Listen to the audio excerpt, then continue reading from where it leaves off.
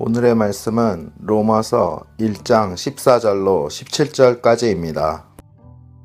헬라인이나 야만인이나 지혜 있는 자나 어리석은 자에게 다 내가 빚진 자라. 그러므로 나는 할 수 있는 대로 로마에 있는 너희에게도 복음 전하기를 원하노라. 내가 복음을 부끄러워하지 아니하노니 이 복음은 모든 믿는 자에게 구원을 주시는 하나님의 능력이 됨이라. 먼저는 유대인에게요, 그리고 헬라인에게로다. 복음에는 하나님의 의가 나타나서 믿음으로 믿음에 이르게 하나니 기록된 바 오직 의인은 믿음으로 말미암아 살리라 함과 같으니라. 바울 사도가 쓰는 언어들은 때로는 이해하기가 어려울 때가 있습니다. 이를테면 14절에 빚진 자란 표현이 그렇습니다. 만약에 바울 사도가 하나님에게 빚진 자다 그랬으면 이해하기가 훨씬 수월했을 것입니다. 그러나 사도 바울은 모든 사람들, 특히 복음을 모르는 사람들에게까지 자신이 빚을 졌다고 말씀하십니다. 솔직히 바울이 하나님을 모르는 이방인들에게 무슨 빚을 졌겠습니까? 이 고상하고 또 학식이 높은 귀한 지체의 바울이 도대체 누구에게 빚을 졌겠습니까? 하지만 생각해보면 우리 주님은 온 우주의 왕이시지만 노예처럼 우리 죄인들을 섬기려 오신 것도 이해가 안 가기는 마찬가지입니다.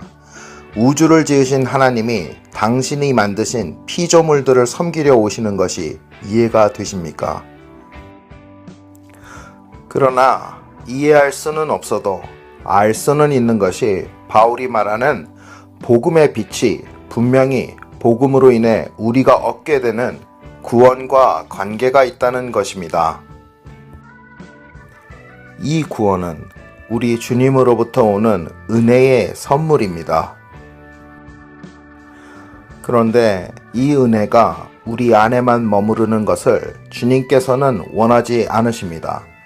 생명이신 주님께서 우리에게 어떻게 생명을 나눠주셨는지 생각해 보시면 우리가 복음의 빚진 자로 사는 것이 무엇인지 알 수 있을 것 같습니다.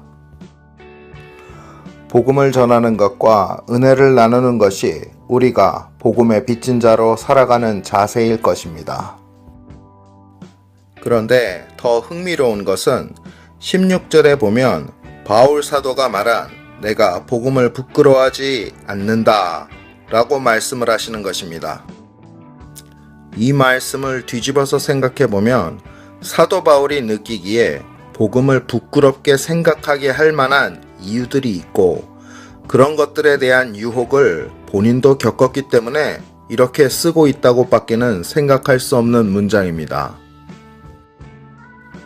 복음으로 구원받은 것이 왜 부끄러울 수 있는 일입니까? 영원한 생명에 거하는 것이 부끄러울 수 있는 일입니까? 구원의 영광만 생각한다면 전혀 그렇지 않습니다. 그러나 결국 구원은 예수 그리스도의 십자가에 관한 복음이기 때문에 바울이 그렇게 표현했다고 밖에는 생각할 수 없겠습니다. 처참한 죽음인 십자가의 도가 어떤 사람들에게는 미련한 것이고 부끄러운 것이고 비천한 것일 수 있기 때문입니다. 우리에게 적용한다면 구원을 은혜로서 얻는 것은 좋은 일이나 이 구원을 전하고 나누는 것은 어렵고 부끄러울 수 있기 때문입니다. 은혜로 받은 것들이라도 나의 것을 나누는 것은 쉬운 일이 아니기 때문입니다. 노상에서 전도하는 것은 쉬운 일이 아니기 때문입니다. 바울의 경우 쫓기기까지 하며 또 자신의 신분과는 너무나 동떨어진 텐트 기우는 일을 하며 사는 것은 정말 창피할 수 있는 일이었기 때문입니다. 자신의 것을 나누는 삶, 남을 섬기는 삶, 희생하는 삶, 그리고 어려움을 무릅쓰고 복음을 전하는 삶은 어렵기도 하고 창피할 때도 있는 어려운 삶입니다. 하지만 하나님께서는 이런 미련한 것으로 구원하시기를 기뻐하신다고 하시는 것입니다. 그리고 그것을 통해 하나님께서는 자신이 영광 받기를 기뻐하신다고 적고 계신 것입니다. 그렇다면 이 말씀들이 우리 부부들에게는 어떤 의미가 될 수 있겠습니까? 먼저 복음으로 구원을 얻는 것이 새로운 생명을 받은 새로운 정체성을 확보하는 것이라는 것을 이해할 때 주님 안에서의 결혼 역시 두 지체가 합하여 한 몸이 되는, 그리고 또 그럼으로써 가장 작은 단위의 교회를 이루는 새로운 생명의 삶을 살게 되는 일이라고 생각할 수 있겠습니다. 부부가 된다는 것은 어찌 됐든 나를 이해해주고 세상에 유일하게 진짜 내 편인 나의 도와주는 조력자가 생긴다는 것입니다. 심지어는 나의 잘못까지도 감싸줄 수 있는 못난 나를 존중해주고 또 존경해주는 배우자가 서로들에게 생긴다는 일인 것입니다. 그러나 이 모든 좋은 일들이 결혼하자마자 마술처럼 일어나지는 않습니다. 구원의 영광을 맛보기에는 십자가의 고난이 반드시 필요하듯이 부부의 연합의 영광도 십자가의 기간을 지나가야 완전해지는 것입니다. 하지만 사도 바울이 이 십자가의 복음, 처절하고 비참하기까지 한 십자가의 복음을 부끄러워하지 않은 것처럼 우리도 부부간의 어려움을 부끄러워하거나 죄악시해선 안 될 것입니다. 오히려 이런 어려움을 극복하고 아픔을 치유하며 점점 더 온전한 연합에 이르게 되는 것을 나누어 우리 부부만이 아니라 다른 부부들도 힘을 얻고 그 가운데 우리 자신도 힘을 얻어 나가야 할 것입니다. 이 역시 성도 간의 상통함이 아니겠습니까? 우리가 종종 착각하는 것은 우리가 완전하지 못하면 복음을 전하지 못하거나 그러면 안 된다고 생각하는 것입니다. 어떤 경우에는 그런 생각에 자기 자신의 모습을 억지로 꾸며대기까지 하는 것을 봅니다.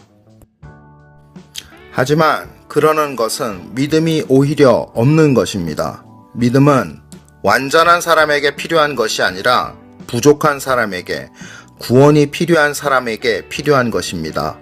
결혼을 통해서 도달하고 누려야 할 완전한 연합이 저 높은 곳에 있는 고지라면 낮은 곳에서 그 높은 곳을 바라보며 하나님의 약속과 하나님의 섭리로 그 고지에 결국 이를 것이라 확신하고 행동으로 나아가는 것은 믿음의 자세일 것입니다.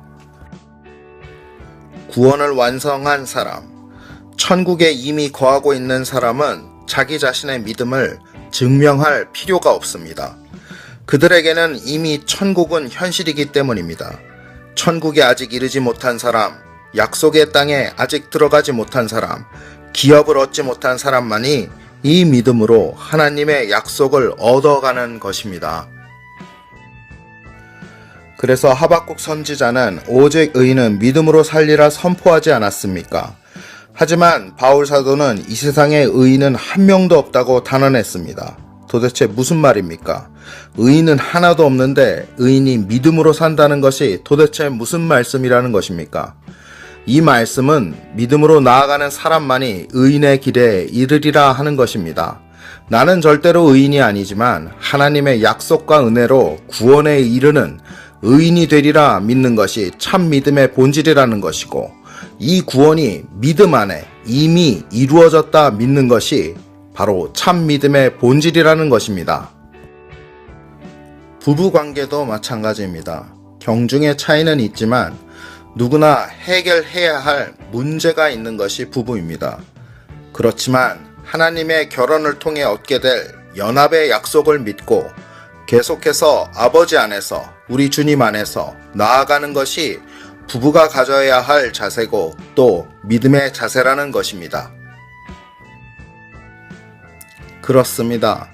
역시 부부도 오직 믿음으로 살 것입니다.